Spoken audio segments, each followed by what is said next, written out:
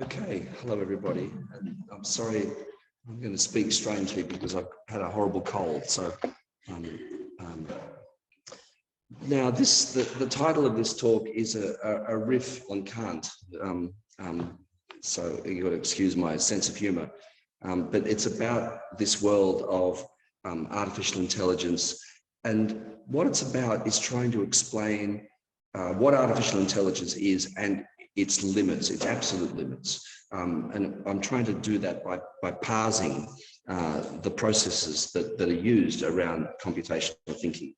And the talk is going to be in three parts. The main part's the second part, but I want to start with a kind of a prologue, which is a short history of mechanical intelligence. I like this phrase, mechanical intelligence. It's Alan Turing. It's less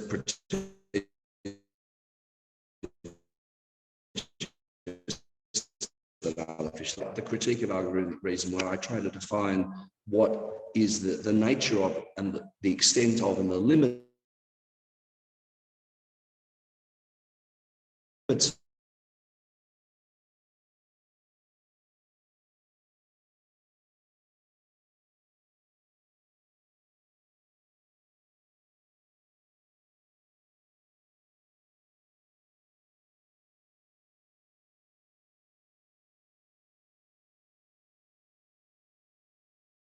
kind of a narrative about how we got to these ideas and how we got to these practices.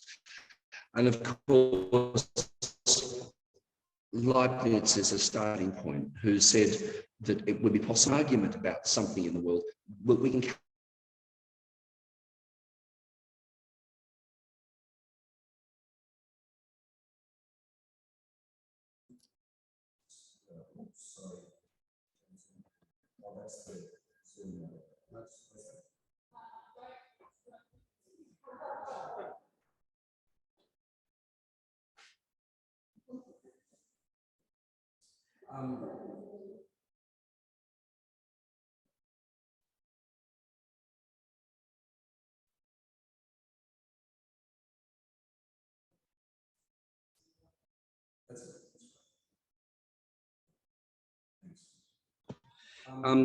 is that Leibniz was in correspondence with a Jesuit priest in China, and the idea of things being reducible to binaries is actually Shaoyong, 1011 to 1017, yin and yang, something happening in a Western European cultural island. It actually, partly sparking off Leibniz's inspiration via the Jesuit priest who was documenting the work of Shaoyong in Leibniz's time. So, now that arrow is not working. Sorry, I'm on the right arrow. Maybe I need to put the cursor onto the page and then it'll work. There we go. Now, moving on, Ada Lovelace gets unfairly forgotten. And the interesting thing is that she is recovered by Alan Turing later on, who also realizes that she's been unfairly forgotten. So her story is, in 1833, she and her mother, of course, was married to Lord Byron, a poet,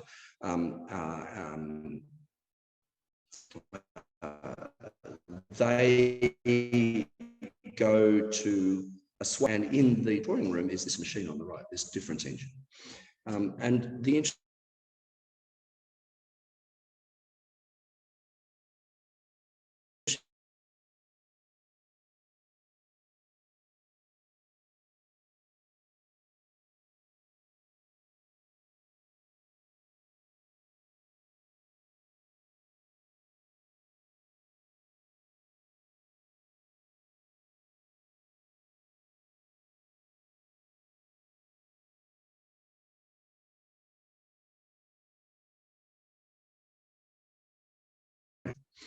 And so what happens is Lovelace, at the time, Babbage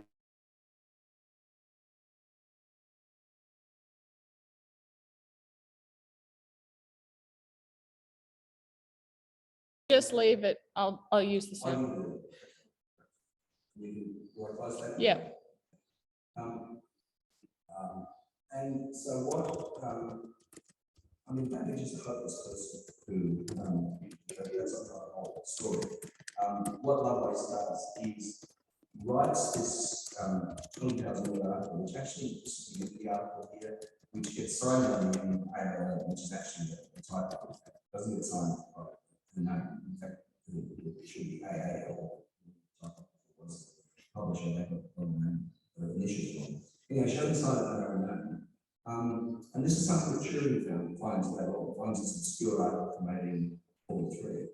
And this is a really lovely quote here, where she's anticipating the possibility of the application of computability to human movements. Move from the flowers produced by Jack Bloom to this, and where she believes it will be possible to express the great facts of the natural world and these unceasing changes in future relationships, which isn't real, invisibly, consciously or unconsciously to our immediate physical perception, but intelligently going on in the ages of creation.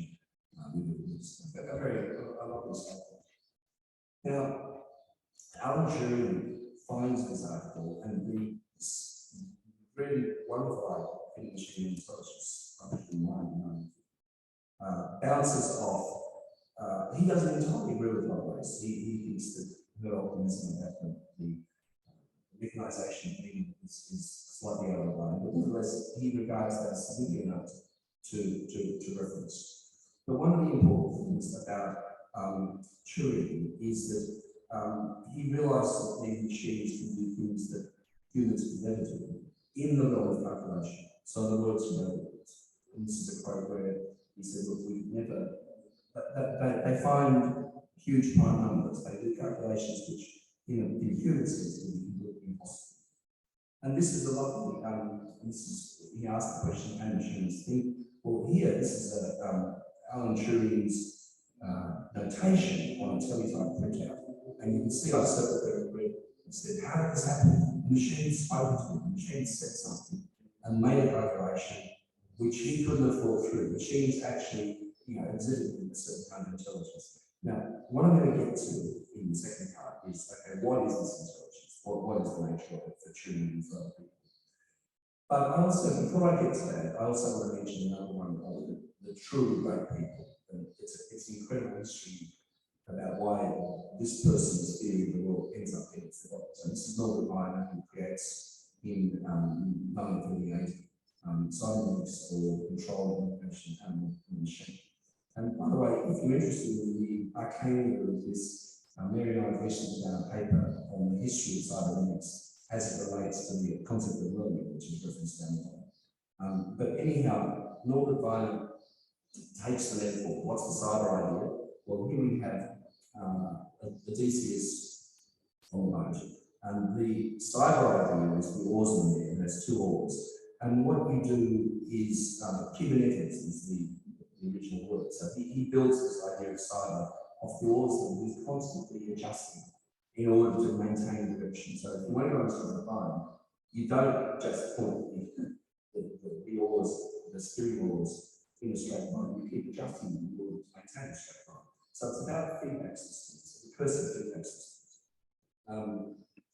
And what's interesting is that the mechanization of recursive feedback systems begins in an elementary way early in the Industrial Revolution. So this here is a Baltimore steam engine, and what I've circled there, which is Q on this diagram, is a thing called a governor.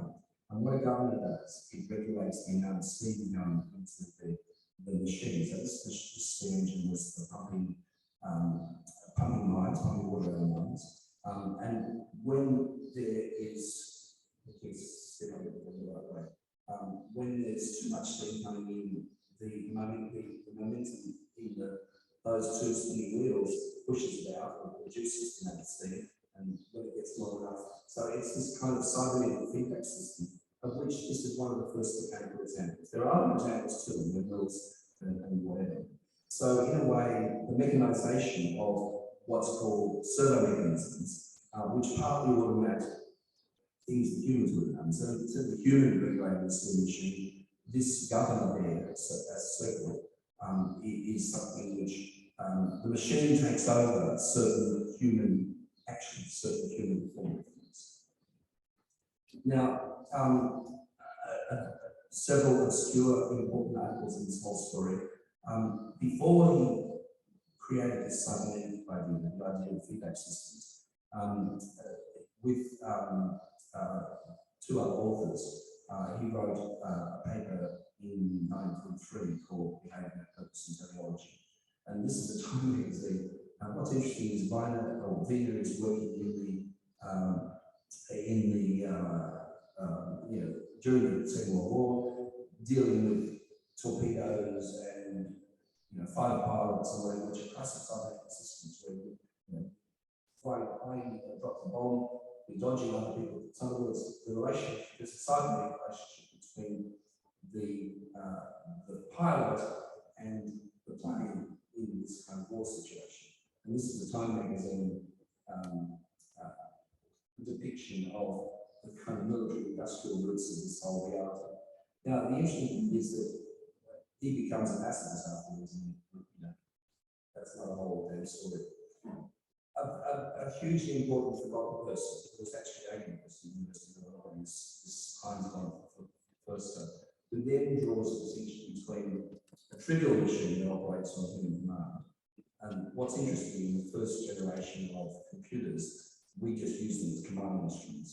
And a non-trivial machine, which is capable of changing its internal state based on the relationship with the previous state. The other person who needs to be mentioned, so this is kind of like a literature view, is Claude Shannon. This is Claude Shannon on the left, who is a slightly crazy personality, people with crazy and interesting kinds of ways, who happens to trip across George Gould, the 19th century animal philosopher, and comes up with the idea that electrical circuits could be, the on-off of an electrical circuit could be used as a mechanism for logical operations. The other, what we live with too, is this idea that in some ways computers are similar or analogous to brains. This is another key player, Warren Kellogg, who was at the University of Illinois in Chicago, who again wrote this entirely obscure article in an entirely obscure journal called The Logical Calculations that are used in this activity.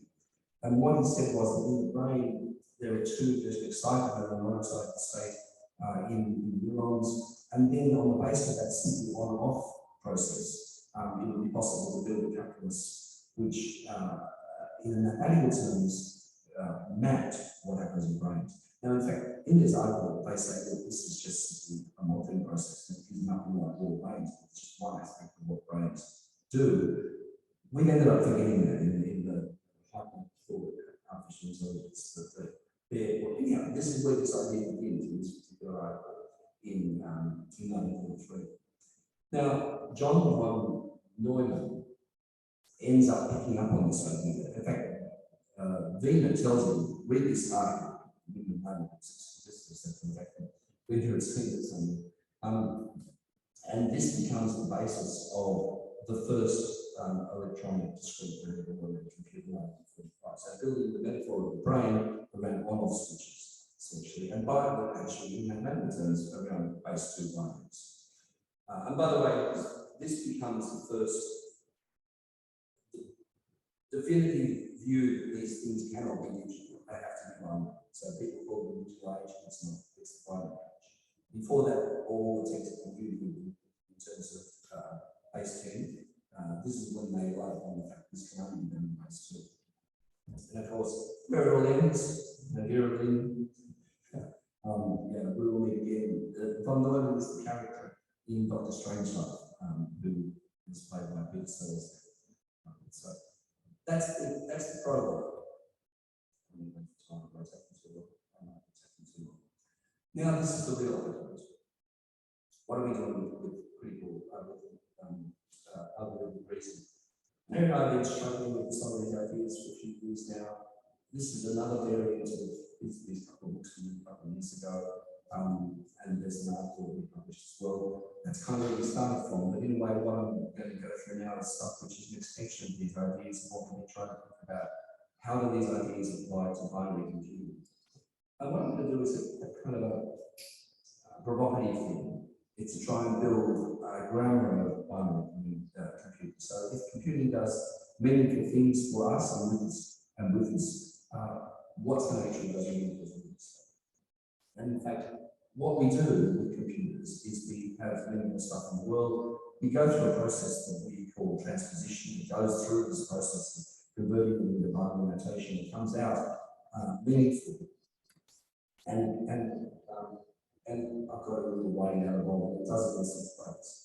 Now, the 6th way is all people will in computing. I'm going to get to that last. And it's the other ways which a lot of the time we do. So I'm going to go through and I'm going to we use the word grammar in a kind of a metaphorical way. I'm going to use the word grammar again in a metaphorical way. Actually, we don't mean really language, we don't mean sentences, we mean semantic primitives that underlie stuff that happens in language. So I'm using nouns here, which is an analogy. I'm going to talk about nouns. So we have this noun, this proper noun, Apollo, with a capital A. And this happens to be, our naughty dog, Apollo, named by Sophia. But also Apollo is these other damn things as well. So one of the things we do in life is we instantiate things. So the underlying semantic primitive behind a proper noun is instantiation. This is singularly this. It's one thing. It's a different article. It's something to do. Now, what's interesting in the digital era is that we turn proper nouns into zeros and ones. And what we do is we instantiate those things with a hell of a lot of more precision than we do in natural language. So there's probably a whole lot of damn dogs in the world called Apollo. And the only way you and I know about Apollo being Apollo is because of our mutual circumstantial association with that animal. But in fact, on his collar, he has this GPS here. And behind that GPS is an absolutely unique identifier, which might be alphanumeric, they're often unbelievable, but it might be an alphanumeric version of it, which is, if you like, a kind of word in the digital era. And behind that is a series of zeros and ones. Also around this column, what you'll see is the local council's one of these vaccines, and also being a model dog, which he is, not only to have GPS, but he has a chip in his paw, so if he gets lost, there's a company which can scan and work out. So in other words, he's thoroughly into the digital world. Now this, in semantic terms, is the most incredibly precise, absolutely unequivocally unique proper noun. This is semantically the function of proper nouns always here. And what we have in the world now is a world where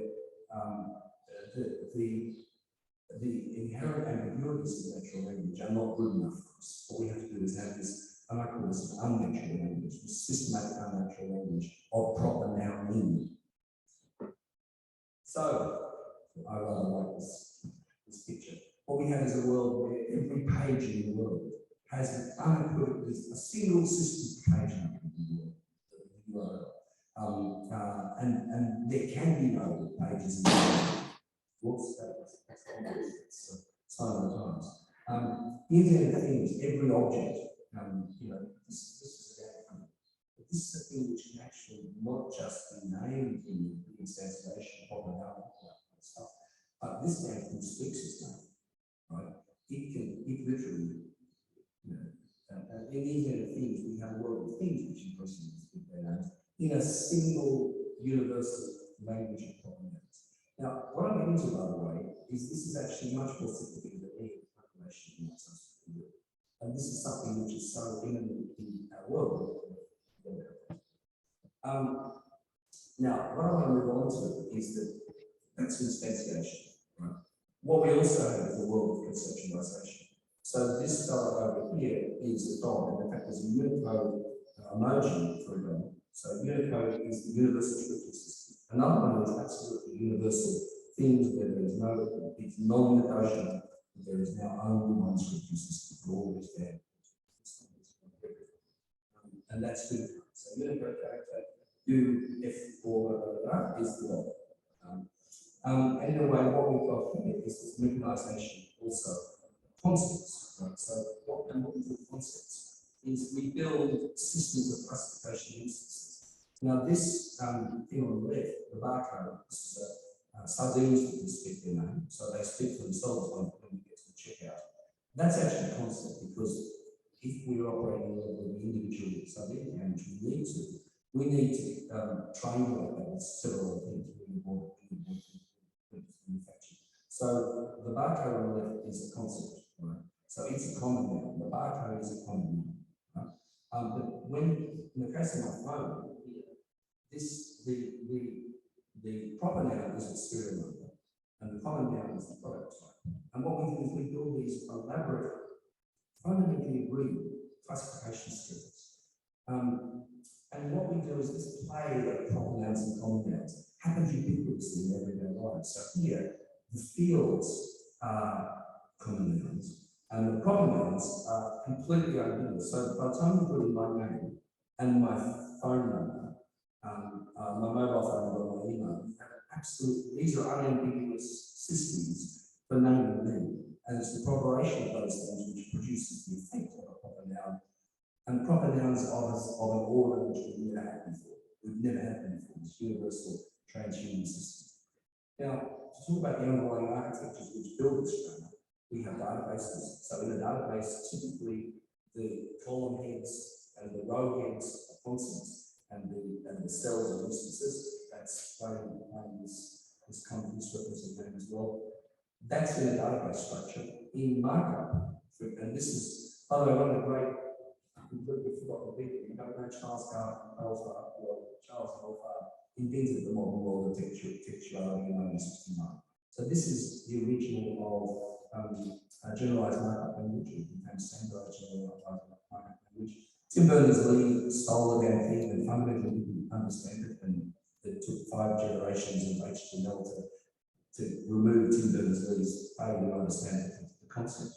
But here, what you've got again is that architecture of common noun, proper noun, which is the markup is the common noun, and then in the actual fields is the instantiation of that stuff. So these architectures are deeply written into the digital world. And what we have as we go up, and we build conceptual schemas, Mary and I have got a project at the moment where we're working with in medical education. So in the medical area, what we do is we have these elaborate schemas. This here is ICD, International Classification of Diseases. Snowmen is around surgery. So if you've got an acquired absence of teeth, unspecified, that's ICD-9. So what we're doing is classifying this man's lack of teeth in an absolutely rigorous way. And why do we need to do it? Well, the short stuff is to know. There's a whole sort of pragmatics around unequivocal semantic agreement about concepts. And the digital stuff does this, but without much calculation, it's simply putting zeros and ones underneath names of things. So we've built these elaborate naming systems. This is in the project that Billy and I are doing. We're talking about how naming systems, these formalized naming systems, overlap. And we're building these software visualizations around how these things fit together. And then what we have as well is this meta-ontology. If you put all the ontologies in the world together, where there's incredible agreement, there's agreement, there's a lot of overlap and a lot of complexity, but this is this stabilized semantics which builds on this world of recursive. Second thing, which is big, which is not what you normally think, is this is one of the photos, by the way. The properties of things. And by the way, now we're going to talk about the mechanisation of the adjectives. So we've finished nouns, right? Now we're moving into adjectives. I'm using these things as hooks that get a bit of a sense of what I'm talking about. So what we have is a world of ambient senses, right? Which are the qualities of the world, properties of the world. The adjectives, by the way, adverbs are a subset because verbs get demoted in this sequence. I'm getting into that. So let's move to the adjectives. These measure the qualities of the world in ways which are much more precise than is possible in natural language. I might say myths about reading or old known fast, but in fact we adjectivize the world in ways which are much more precise. But what's interesting, all through this, we're interested in the limits of any forms of digitalization. There are a lot of things which simply can't be implemented. You know, it's like the wine review. I can't make any sense of wine reviews. There's no way that you need sophisticated kind of way the qualities of wines can be done there. But even when it comes to like it scales around feeling satisfaction, you know, our world of experience is one which is based on a whole pile of biosensory, emotional qualities, which are absolutely unrecordable in these environments, except by these mediations which are deeply flawed. You know, which is, can I put something on the scale of this?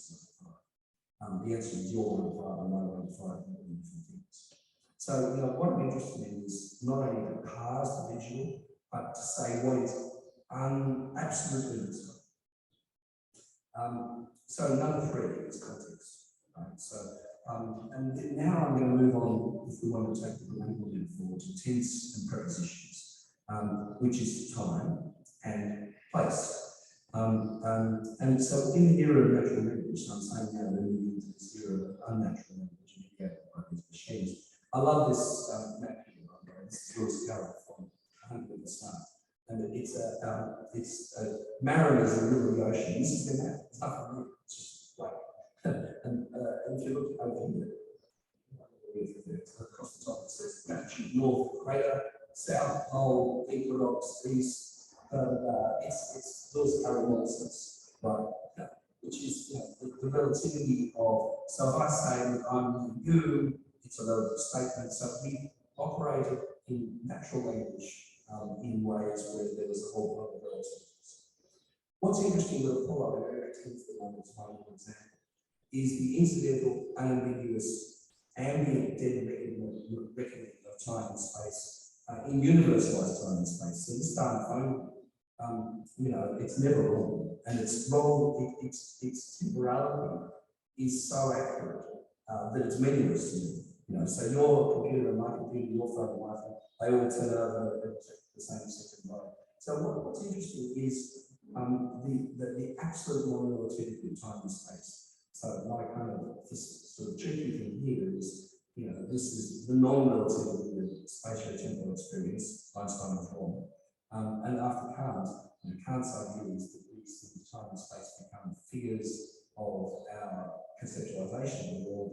Well, it might have been the case once, but now this is absolutely non-negotiable. Now, the fact that the reference point is a prophet who died a couple of thousand years ago is kind of arbitrary relevant to the fact that we are using a universal, non-negotiable dead reckoning system around time and space.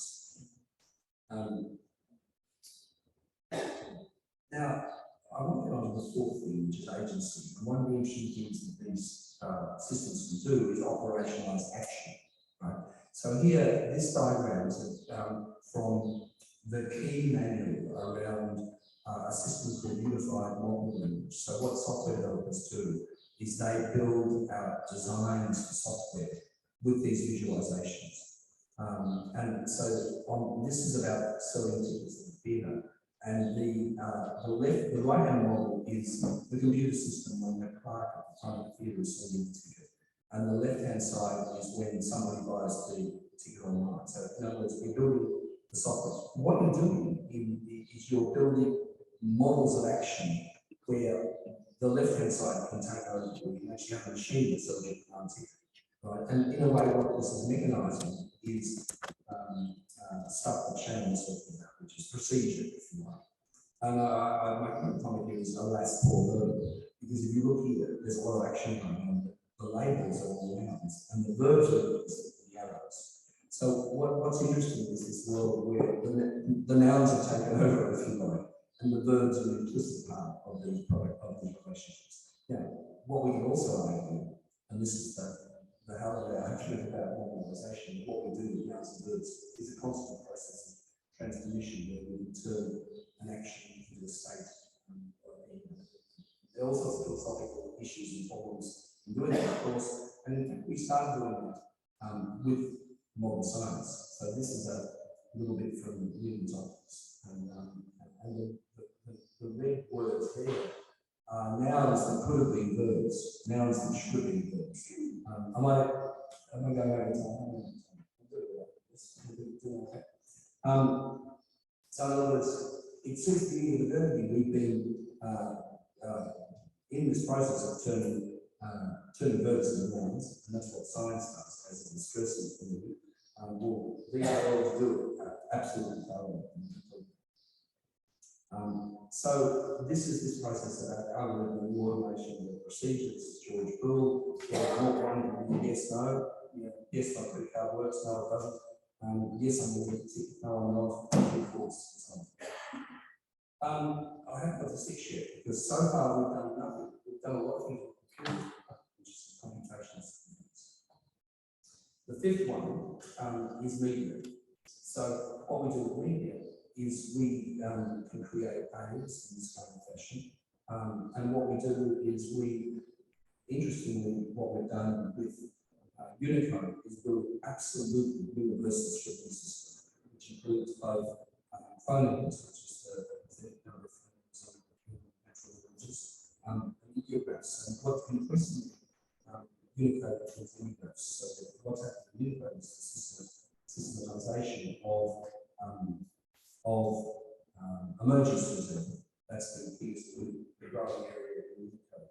And what's interesting about those things is that the smiley face in Facebook is not the same as the smiley face in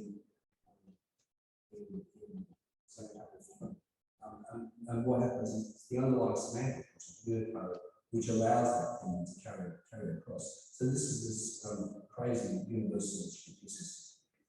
Now, that's the world of text. I want to now go to the world of image. So in the world of image, what we've done is we've taken a pixel, so the little three colours that I've circled up there on the top left, that's a pixel.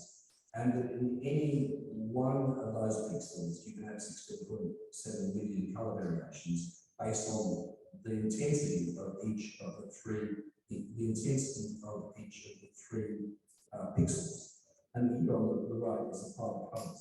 And in fact, we can only, as humans, we can distinguish about 2 million pixels. But then we have piles of megapixels, which is more than human eye can distinguish. And we have a refresh rate of however many hertz on the screen. Now, all of this is way beyond what's possible with human vision, which is crazy, remarkable achievement. Now, what I'm going to say is, I'm talking about things that push human possibility in the world of images. I'm going to get to the limits as well. Same with sound. What we've done with sound is pretty crazy. So MP3 and MP4 operated from kilohertz, and human hearing is, you can't distinguish stuff beyond about 200 kilohertz. So if you've got 2-channel sound, that's the end of it. This is pushing reproduction of media to the ends of human capacity. But there is no prospect of space, object, body, and all these other things which are integral parts of our world to be rendered in real time. We might think 3D printing is a fancy thing. It's slow and it's limited by its materials, and it will always be absolutely limited. So in our meaningful world, what we've achieved with text and image is pretty incredible, but there are absolute limits. And I can't help but taking this shot at all of this. I'm going to use a very important theoretical vocabulary, a philosopher at this is Princeton University, Harry Frankfurt, who wrote a little philosophical book called Language. So my view is that we need to apply that category to the universe. So one of the things about imaging is that all that stuff I just showed you only applies to two-dimensional planes, right? Since modernity, we've had ways of treating people three-dimensional, which linear perspective is a brilliant example. So we operate in this world, and it's a long argument, linear perspective is only the truth. It's making you see something three-dimensional in an image, but in fact it's a two-dimensional plane, which is you put things further away, make them smaller. That's one aspect of that. And all the metaverse does, Zuckerberg, is an old 19th century idea which is dialectical fiction. So there are two of these images which are created in distance of eyes. It looks three-dimensional. It's not three-dimensional. It's as Frankfurt would say, it's bullshit. So in the 19th century, we had these binocular things. So the metaverse ain't nothing. It's just simply a world one more little trick there. Now, I'm on the last thing now. I'm not finishing, so sorry. In the world of algorithm, we think quantification calculation is a big thing. And in fact, number is just one kind of adjective. It's pretty narrow on what it means. And this is number. And in language, we might have not mentioned some people ellipsis. We have singulars, we have plurals. Interestingly, by the way, this is a nice example of how we have visual equivalents. That a photograph is unequivocally instantiation, whereas the world of iconography, which is now important to us, is the world of any plural, which is what. So the narrow definition of artificial intelligence is this, and this is the one that's used. Talk about AI. We're only talking about one of these 6 things, right? And we're talking about a very, very narrow thing, which is machine learning. And there are 2 basic paradigms in machine learning, supervised machine learning. So these are all involve human beings, by the way. So in other words, no machines ever create anything on their own. Supervised machine learning, so for example, is we have 50 photographs of scenes, and the blue part at the top, human beings have said that's the sky, that's the sky, that's the sky, that's the sky, and then we find that the machine learns from that a lot of blue at the top of the image is the sky. Okay, that's just the dullest of statistics. The other one is unsupervised machine learning, where humans then apply labels to other clusters or outliers, statistical clusters or outliers. And in a way, machine learning is as weak as its natural language labels, or it's as strong as the unnatural language that identifies intelligence. That's the conclusion, which you can't take machine learning to be. If it's powerful and effective, it's as effective as the labels that we use, a human relationship. So the intelligence of mind can be with the act, which is a sense making volume calculations. That's the conclusion, if you want. So I will then try to finish off now quickly. So here's the definition of computability. This is our definition of computability in this context. And the limits of mechanical intelligence and the limits of the transposability of meanings of binary notation. So in a sense, what I just showed you is some amazing stuff that's done, but the absolute limits all the way through. So conclusion now about and the post-human. So what's the point of post-humanism? Well, it's to deflate claims of zero human intelligence in nature, and we should do that. This beautiful creature there on the left, the word that we like to use is not sentient, but willful, which is, this is a creature that wants to get things done, wants to work, eat stuff, perhaps live socially with other such creatures, reproduce, whole lot of things. And so, yes, okay, I can take the point that so we have to be honest about these things. But the other post-humanism is what we would call inflationary AI, which is the machines might become smarter than us. This is Hal from 2001, which, by the way, she created in 2001. Hal was created at the University of by the people earlier on. And this is Donna Haraway. And what we want to do is, Donna Haraway is a wonderful person, an interesting person, a provocative person, and we want to say she's absolutely wrong in this work. So what she says is, and she's writing in the 80s, late 20s, which she has made thoroughly ambiguous with natural and artificial. And what we want to say is not ambiguous. It's just those transpositions we're talking about. That's all it is. There's no ambiguity about the relationship of humans and machines. It's a cybernetic relationship, as in a cybernetic relationship around complementarity, the differences between the two. Our machines are studying reliably, and we ourselves are quite limited. Hey, we're not quite limited. We're in dynamic relationships with these kind of things, for which we are always responsible, and there's always a relationship with the agency. So in terms of this version of post-humanism, we're going to say, no, there's no humanism. This is our kind of theory, if you like, which is privatization systems, recursive feedback relationship with machine and people. And in this day and age, it's ubiquitous. This is a nice little diagram.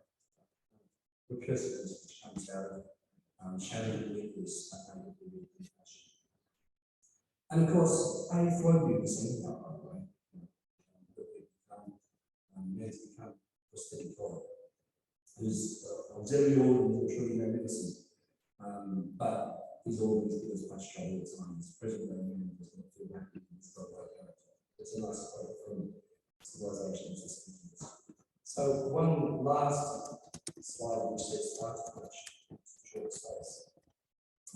Against the new materialism, we would argue, if you say that in Western philosophy, Western thinking, Western style, between material, which is John Locke, the ideal, which is Descartes, all other people.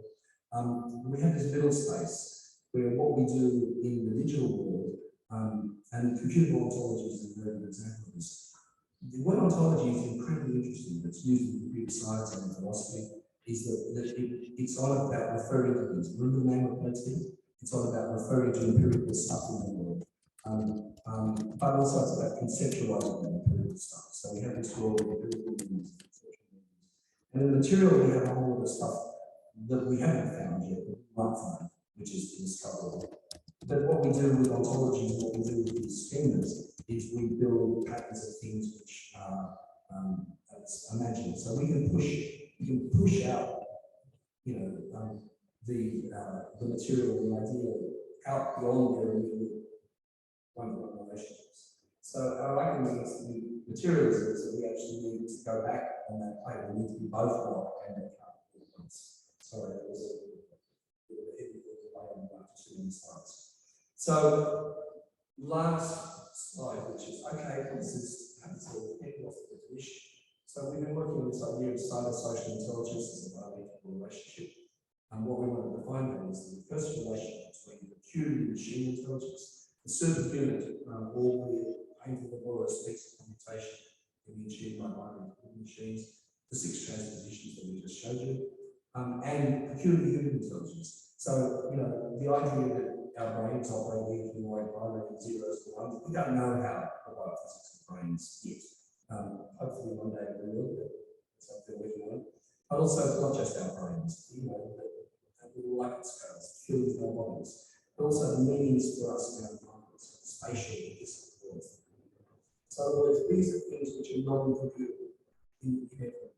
So what we want to talk about is these style relationships.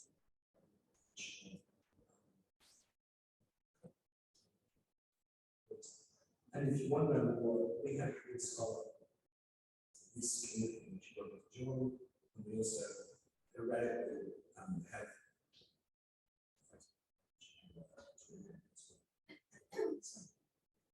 that's our story.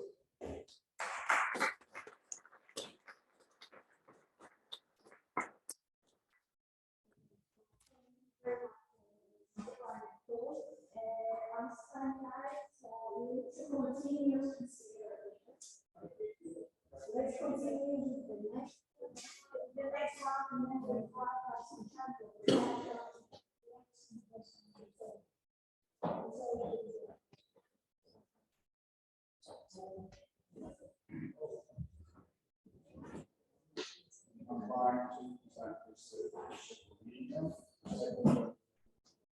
International Publishers Association, and the target of publishing censorship, people, infrastructure,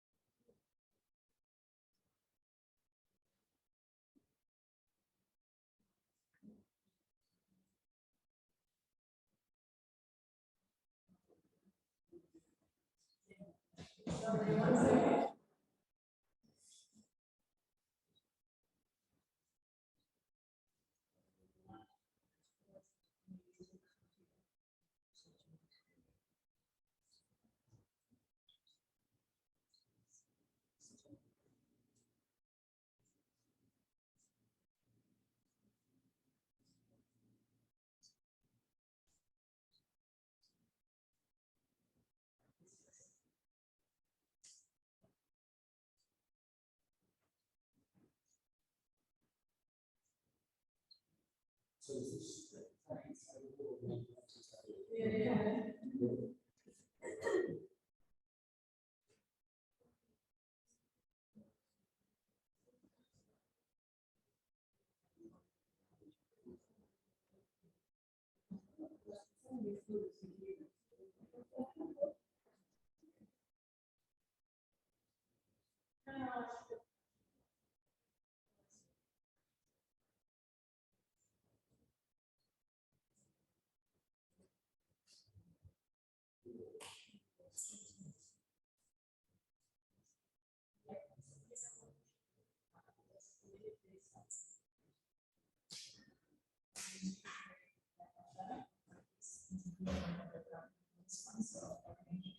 And then you tell it after 15 minutes.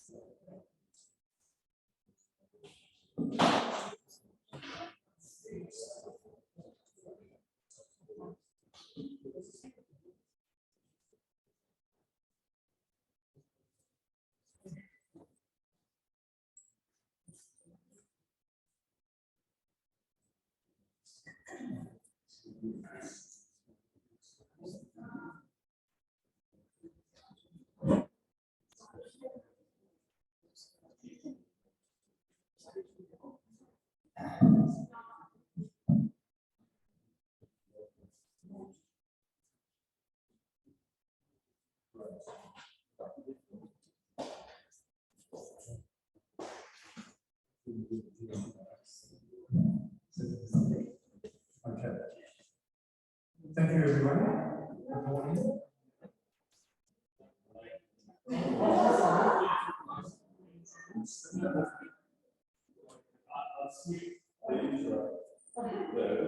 Mr. Gordillo has been Secretary General of the International Partnerships Association since September 2003. He joined the IPA as a policy director in 2015 and was in charge of policy development organizing the trade fair and managing the adverse activities in the educational publishing sector, including the annual What Works conference and the Education Publishers Forum before joining with IPA. The IPA, which was managing industry representation of the Australian Publicists Association.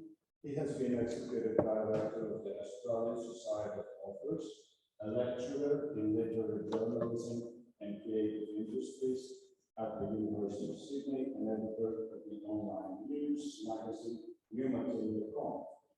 Also held senior positions at the Literature Board of the Australian Council and was the founding editor of the Visions League. The floor is yours. Good morning, everyone. Kalimera, and welcome to all of you joining online and later.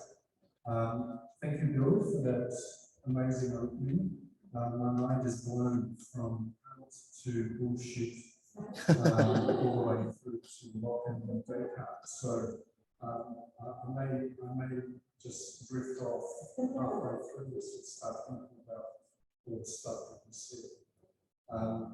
So I'm delighted and honored to be with you today to deliver this keynote at the 20th International Conference on Publishing Studies. My name is just been said for several years, not Gordillo. Sorry, you may be Portuguese. I said Gordillo, and I'm the Secretary General of the International Publishers Association. My thanks to the University of the Aegean, to Philip Lance's Cope for the invitation to Townsend, and the organising team for their help in getting here in one piece. The briefing text for this conference sets the tone and most importantly for me, it resonates closely with the work that we do at the IPA. Let me explain. So I'll be talking about politics, I'll be talking about economics, I'll be talking about what we do every day. The briefing speaks of, quote, governments all over the globe attempting to modernise and reform the regulatory frameworks that situate our digital communication systems, and of social media platforms as the de facto publishers of masses that operate within a techno-geopolitical tussle and the epoch defining rise of AI. Finally, the briefing asks, does one size fit all? Who defines fair access? Who needs whom? This leads me to the overarching question of this conference: is publishing a critical infrastructure? I hope that everyone here takes this as a rhetorical question and would answer it with a resounding yes. Publishing is a critical infrastructure in all senses of the word critical, by the way, and especially in the dawning of the age of artificial intelligence. And I would add that it's not only critical, it's essential infrastructure. Next slide, please. This morning I will talk to you about why publishing is critical and essential, why regulators must step up when it comes to digital platforms, and what we can do as a publishing sector to thrive in the future. But before launching into that, a few quick words about the IPA. Next slide, please. The IPA was founded in 162 in Paris as the International Publishers Congress. Our name changed in the 1950s, but the biennial Congress lives on. More about that. We will hold our 33rd International Publishers Congress in Jakarta in November this year. We're all invited. The theme of the Congress is Reading Matters, Embracing the Future. And one session in particular echoes the concerns of my intervention today. The session is called A Faustian Bargain, New Technologies in the Future of the Creative Industries. I'll refer to this later in my presentation. Please feel free to use the Q&A later to ask me how you can get tickets to the Congress.